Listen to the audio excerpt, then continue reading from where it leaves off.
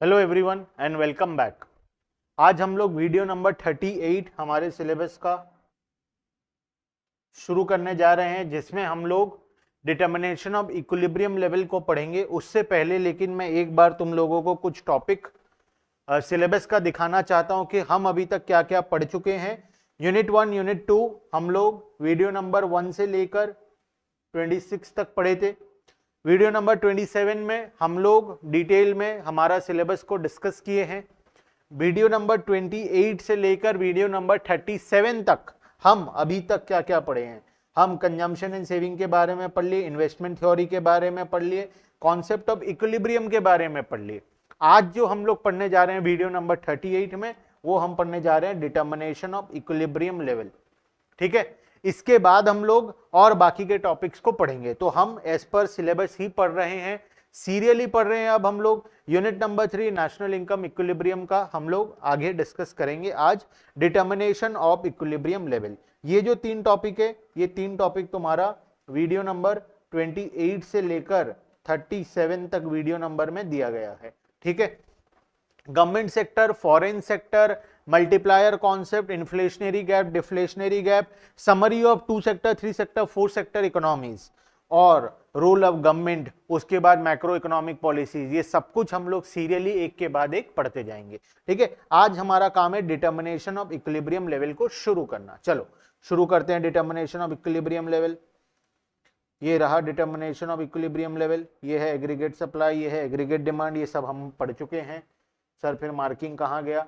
बच्चों में तुम्हारे जो ये सारे टॉपिक्स को रिकॉर्डिंग किया था, ये मैं दूसरे क्लासरूम में किया था, इसी वजह से उसका मार्किंग वहां पर है।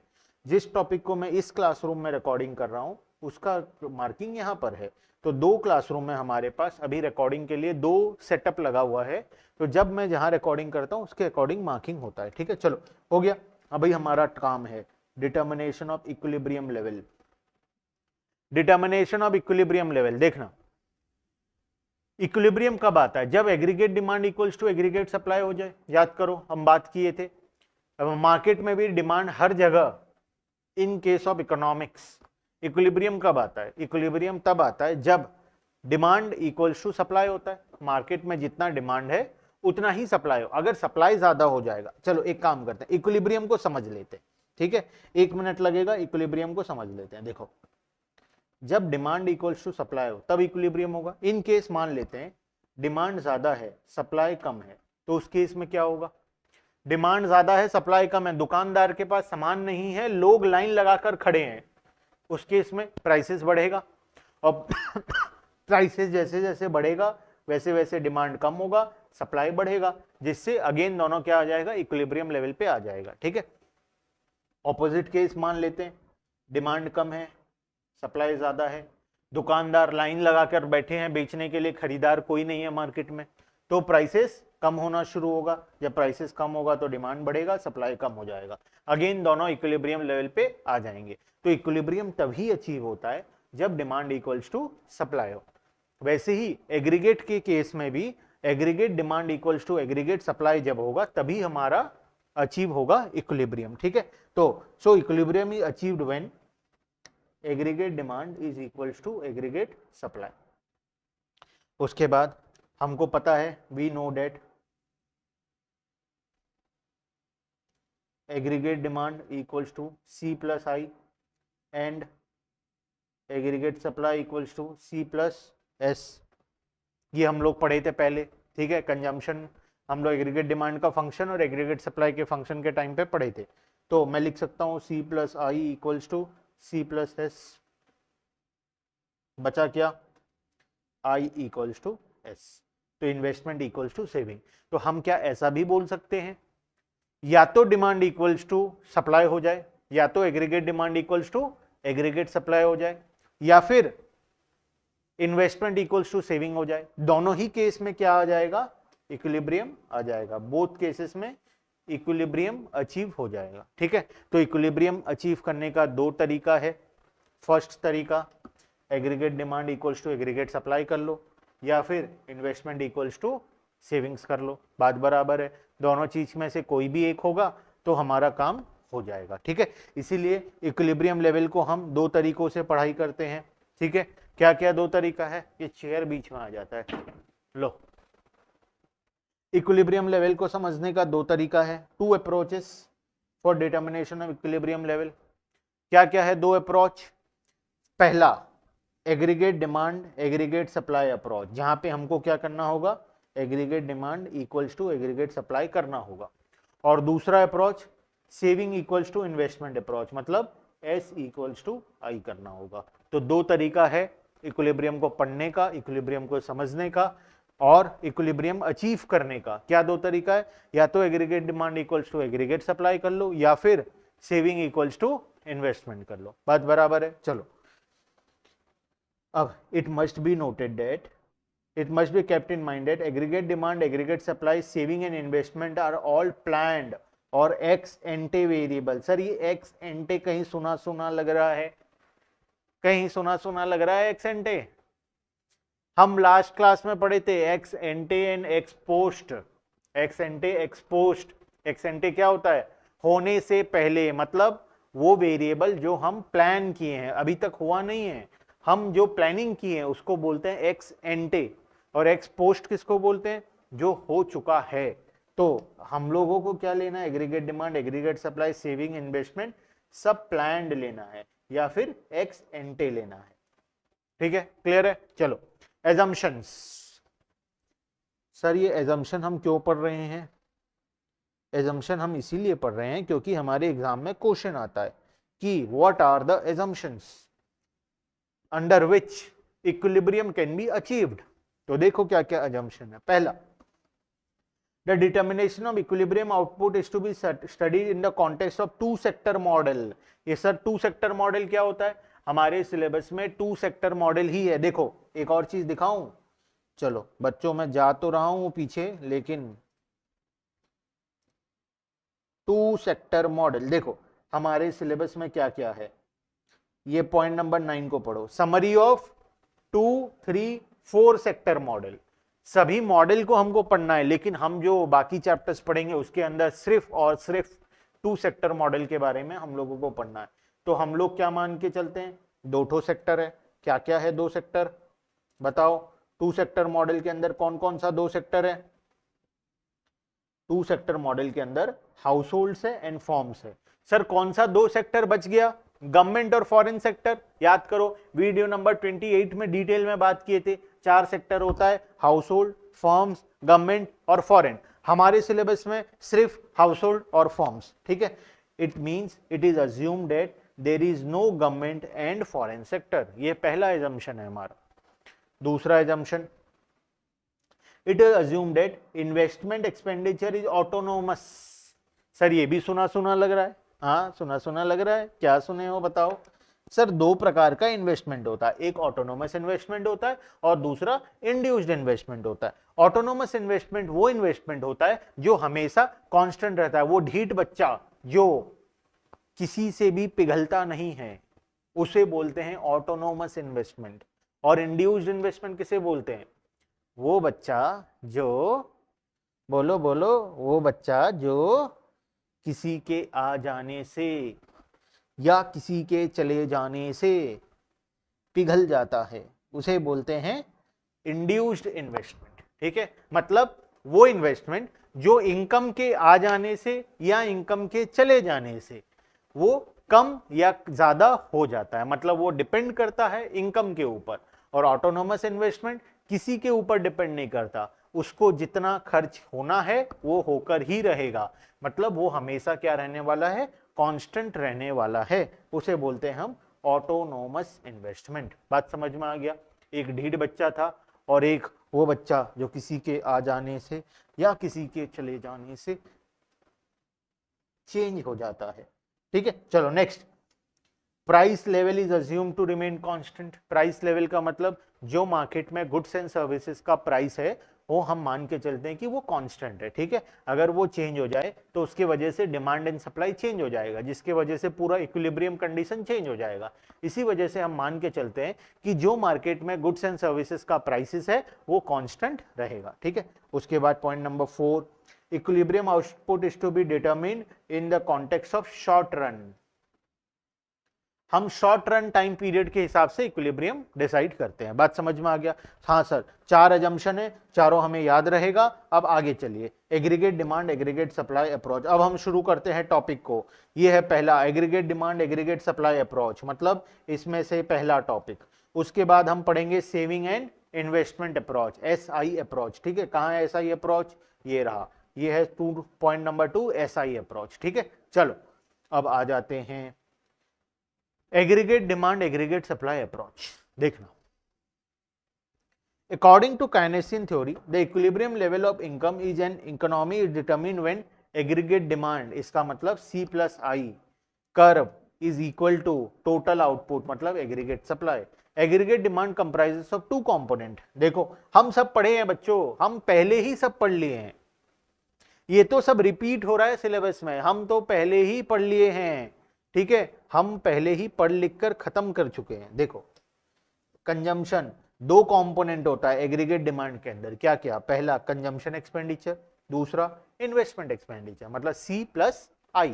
ठीक है, उसके बाद the C plus I aggregate demand is represented by C plus I curve in the income determination and aggregate supply is the total output of goods and services of the national income. ये क्या लिखा है? Aggregate supply is the total output of goods and services of the national income. ठीक है, it is depicted bye 45 degree line. याद करो, aggregate supply का line था ना 20 से ये, और ये 45 डिग्री बनाता था। Since the income received is either consumed or saved, the aggregate supply curve is represented by C plus S। ये हम भी पढ़ चुके हैं। एग्रीगेट डिमांड होता है C plus I, aggregate supply होता है C प्लस H। तो वही चीज हम लोगों को यहाँ पे दिया हुआ है। तो अगर इक्विलिब्रियम हमको अचीव करना है तो इक्विलिब्रियम कहाँ अचीव होगा? जब aggregate demand equals to aggregate supply होगा। तो हमको एक एग्जांपल दिया हुआ है, इलस्ट्रेशन दिया हुआ है, करेंगे इलस्ट्रेशन को फटाफट से। The determination of equilibrium level of income can be better understood with the help of the following diagram and schedule. देखो, एक टेबल दिया हुआ है, हमको क्या क्या दिया हुआ है? एम्प्लॉयमेंट दिया हुआ है, एम्प्लॉयमेंट का फिलहाल हमें कोई काम नहीं है। इनकम दिया हुआ है, कंजम्पशन दिया हुआ है, सेविंग दिया हुआ है, इन्वेस्टमेंट दिया हुआ है। एग्रीगेट डिमांड निकाल सकते हो। एग्रीगेट डिमांड में क्या आ जाएगा? कंजम्पशन और इन्वेस्टमेंट दोनों को ऐड कर दो, कंजम्पशन और इन्वेस्टमेंट दोनों को ऐड कर दो, तो क्या क्या होगा? ये I है, ये C दिया हुआ है, तो 40 प्लस 40 40। एग्रीगेट सप्लाई क्या होगा? C plus S, C plus S क्या आ गया? 0। उसके बाद 100 और 40 140, और 100 और -20 100। उसके बाद 200 और 40 240, और ये 200। यहां पर 280 और 40 280 और 40। एक सेकेंड,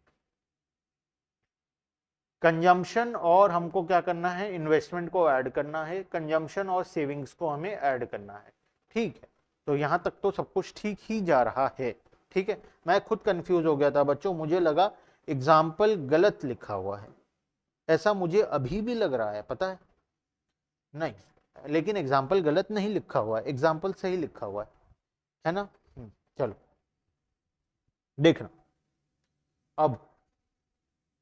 हाँ, एग्जाम्पल आधा लिखा हुआ है, इसी वजह से मैं कंफ्यूज हो गया। ये टाइपिंग मिस्टेक है बच्चों, यहां पर एक छोटा सा टाइपिंग मिस्टेक है। देखना, मैं वही सोच रहा हूं, ये इक्विलिब्रियम लास्ट में जाकर होगा तो बच्चों को समझ में कैसे आएगा। अभी देखो, इसी को कंटिन्यू करो।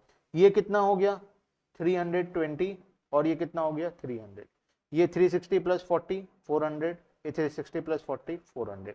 इक्विलिब्रियम कहाँ अचीव होगा? यहाँ पे, because at 40 level of output, 40 level of employment, या फिर at 400 level of income, aggregate demand is equal to aggregate supply. Aggregate demand is equal to aggregate supply. तो यहां पे क्या अचीव हो जाएगा? इक्विलिब्रियम।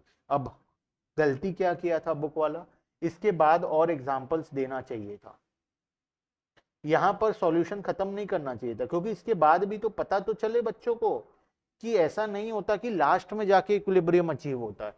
तो यहां पर एक छोटा सा टाइपिंग मिस्टेक है, मैं फिलअप कर देता हूं। सर आप ये ज्योतिषी हो, मन से लिख दे रहे हो? नहीं बच्चों, मेरे पास बगल में बुक खुला हुआ है और मैं उस बुक से देख देख कर लिख रहा हूँ।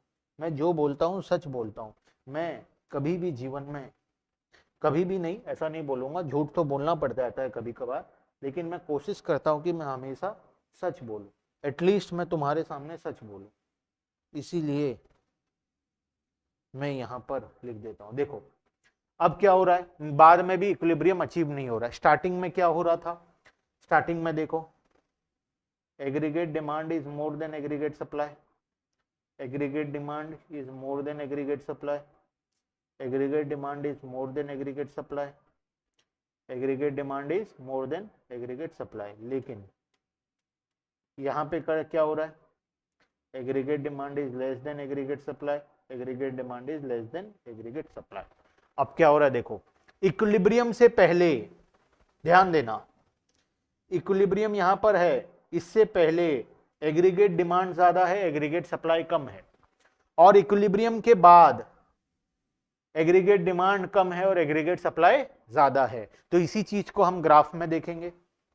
ये पॉइंट पे इक्विलिब्रियम अचीव हो रहा है, मैं रेड कलर से लिख देता हूं, ये पॉइंट पे इक्विलिब्रियम अचीव हो रहा है, यहाँ पे aggregate demand equals to aggregate supply हो रहा है। लेकिन इसके पहले देखो एग्रीगेट डिमांड ज्यादा है, एग्रीगेट सप्लाई कम है, एग्रीगेट डिमांड ऊपर है, एग्रीगेट सप्लाई का कर्व नीचे है, ये एग्रीगेट सप्लाई का कर्व है, ठीक है। एग्रीगेट सप्लाई नीचे है, एग्रीगेट डिमांड ऊपर है। इक्विलिब्रियम के बाद एग्रीगेट डिमांड, एग्रीगेट सप्लाई ऊपर है और एग्रीगेट डिमांड नीचे है, ठीक है। चलो क्लियर है, चलें। अच्छा, गलती नहीं किया था बच्चों, ये रीअरेंज हो गया था, मतलब ये ग्राफ बीच में आ गया, टेबल नीचे आ गया, ठीक है, ये टेबल नीचे आ गया था, गलती नहीं हुआ था बुक के साथ। तो सर क्या आप पहले से देख के नहीं आते हो? बच्चों मेरे पास ये पीडीएफ मैं नहीं देखा पहले से, मैं अभी क्लास के दौरान इस पीडीएफ को देखा, इसी वजह से मैं कंफ्यूज हो गया, ठीक है। चलो कोई बात नहीं सर, कोई बात नहीं, हम आपको माफ करते हैं, हमारा दिल बहुत बड़ा है, हम माफी देते हैं। आगे पढ़ाइए। इन फिगर 8.1 देखो, इन फिगर 8.1 हमारे पास दो कर्व है। क्या क्या दो कर्व है सर? एग्रीगेट डिमांड और एग्रीगेट सप्लाई, जो दोनों इंटरसेक्ट कहां पे हो रहा है? पॉइंट ई में हो रहा है, जहां पे इक्विलिब्रियम है। और यहां पे तुमको वही सारा चीज समझाया है जो मैं तुमको बताया। पहले एग्रीगेट डिमांड ज्यादा होता है, एग्रीगेट सप्लाई कम होता है, इक्विलिब्रियम में aggregate demand equals to aggregate supply होता है, और इक्विलिब्रियम के बाद एग्रीगेट सप्लाई ज्यादा होता है, एग्रीगेट डिमांड कम होता है। क्या सर आप रट लिए हो? मैं बोल रहा हूं ना, मैं पढ़ा पढ़ा के इतनी बार पढ़ा लिया हूं कि रात को कोई मुझे पूछे, नींद में पूछे, सपने में पूछे कि एग्रीगेट डिमांड एग्रीगेट सप्लाई के साथ कब इक्वल होता है, तो मैं नींद में भी बता सकता हूं aggregate demand equals to aggregate supply कब होता है।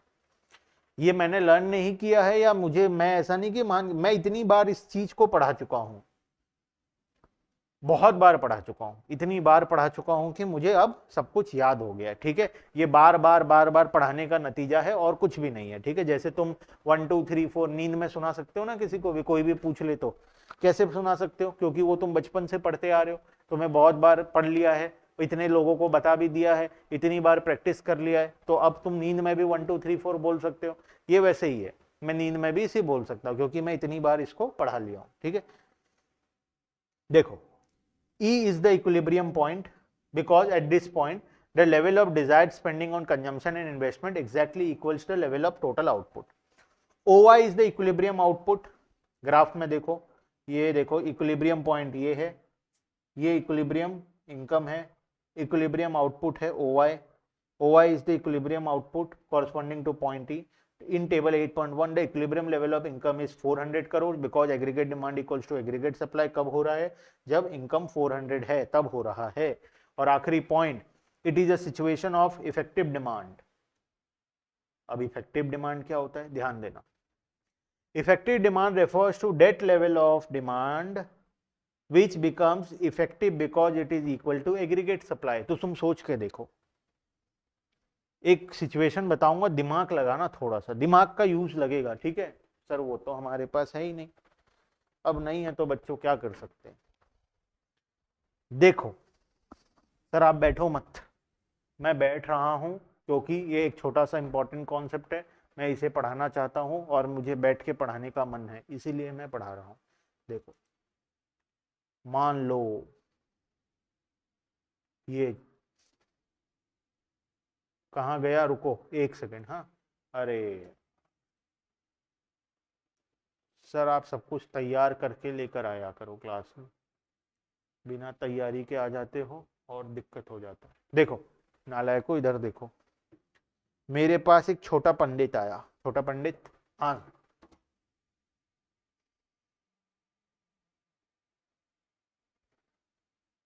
ये है हमारे क्लास का कैरेक्टर, छोटा पंडित। सर इसे छोटा पंडित क्यों बोलते हैं? क्योंकि ये बहुत छोटा था बच्चों, उम्र से, हाँ उम्र से भी छोटा था, अकल से भी छोटा था, और हाइट से भी छोटा था। तो सर सभी तरफ से छोटा, हाँ ये छोटा पंडित है। पंडित है तो इसका माथा में टिक्का लगा देते हैं, रेड कलर का लगा दें, चलो रेड कलर का लगा देते हैं। ये है छोटा पंडित। देखो ये गया बबलू भैया के पास। गुड्डू भैया बबलू भैया जानते हो? तो गुड्डू भैया, ये तो नहीं बना गुड्डू भैया बबलू भैया, गुड्डू भैया को बनाते हैं, ये गुड्डू भैया है। थोड़ा बड़ा बनाते, चेहरा हट्टे कट्टे थे गुड्डू भैया, हमारे गुड्डू भैया हट्टे कट्टे थे।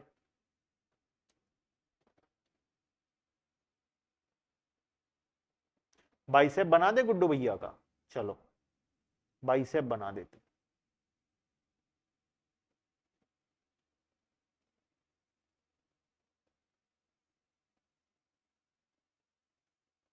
सर ये क्या बना दिए, ये गुड्डू भैया का बाइसेप है। देखे हो गुड्डू भैया का बाइसेप, इतना है ना कि ये सर ऐसा बाइसेप थोड़ी होता है।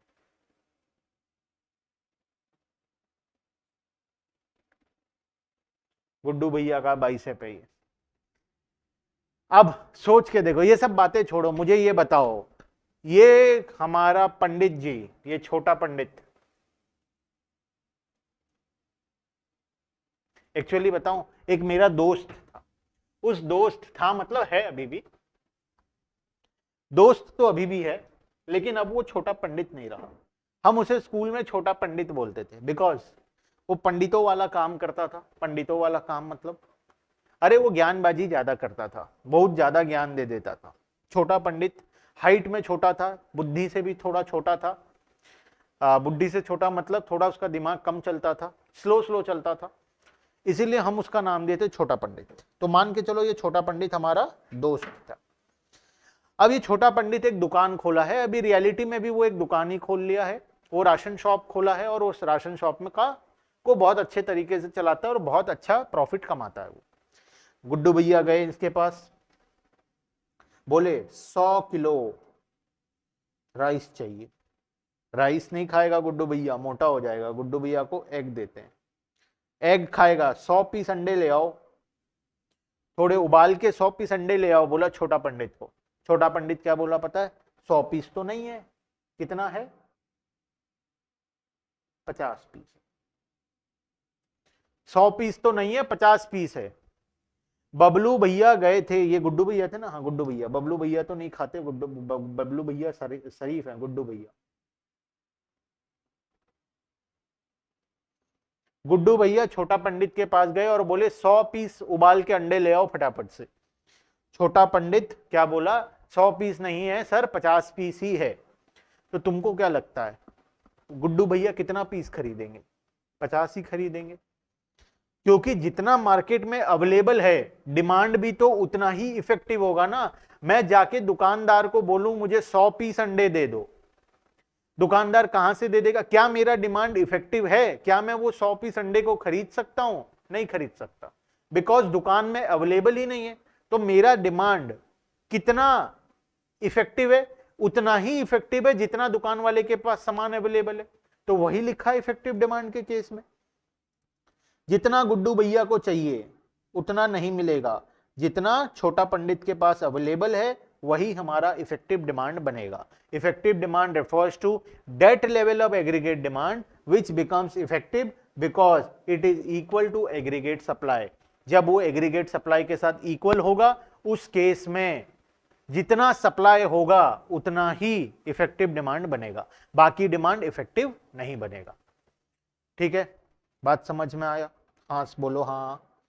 उसके बाद when aggregate demand is more than aggregate supply, तब क्या होता है देखो, when planned spending aggregate demand is more than planned output aggregate supply, जब aggregate demand more than aggregate supply होता है। Curve, it means that consumer and firms together would be buying more goods than firms are willing to produce. As a result, the planned inventory will fall below the desired level.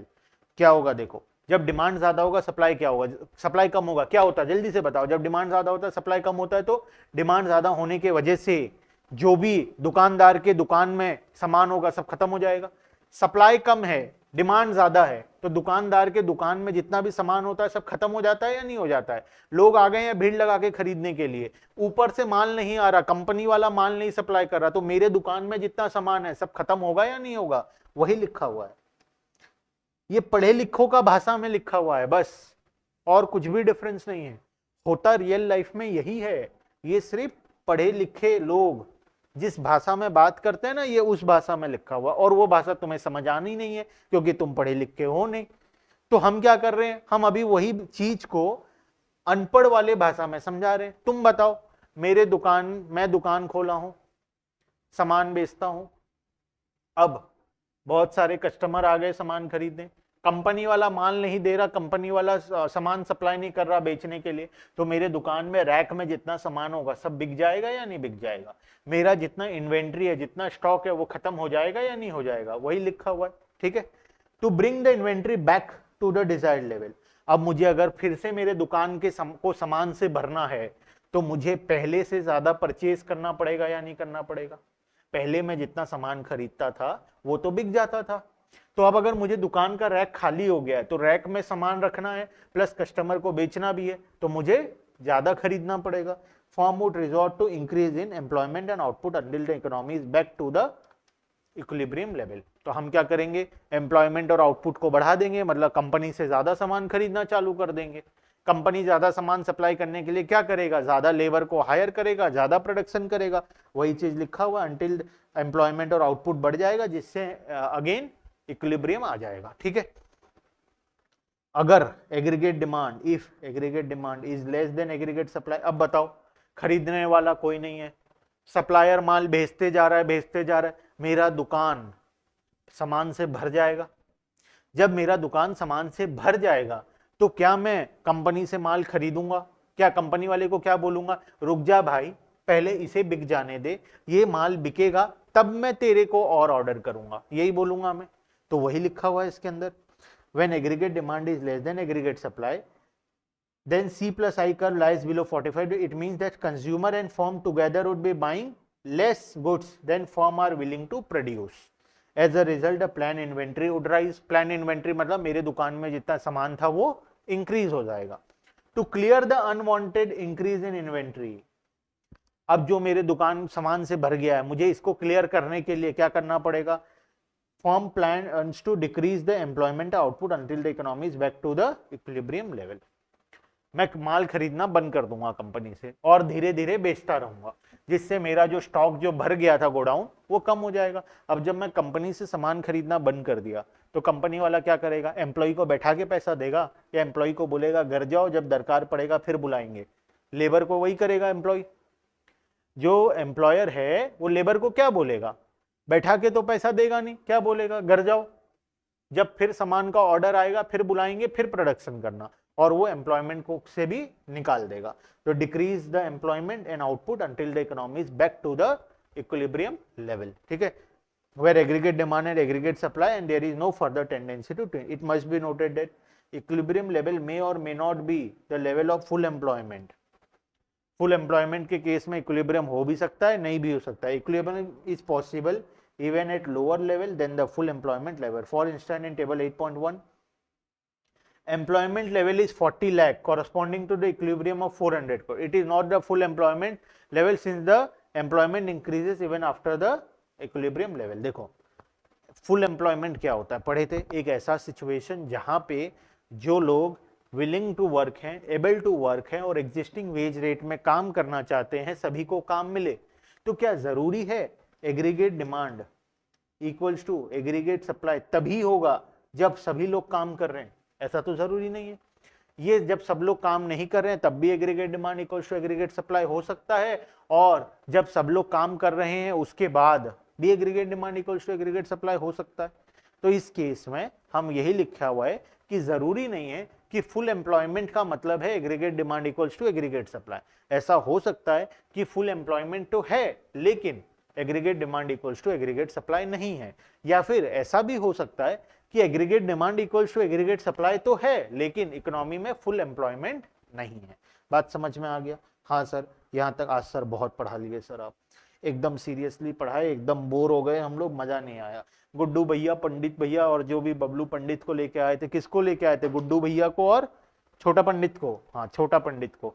ये लोगों से मजा नहीं आया, अगली बार compounder को लेके आइएगा तब मजा आएगा। चलो ठीक है, तो आज के क्लास में हम यहीं पे स्टॉप करते हैं, बाकी का डिस्कशन हम लोग नेक्स्ट क्लास के अंदर में करेंगे। ठीक है, बाय बाय।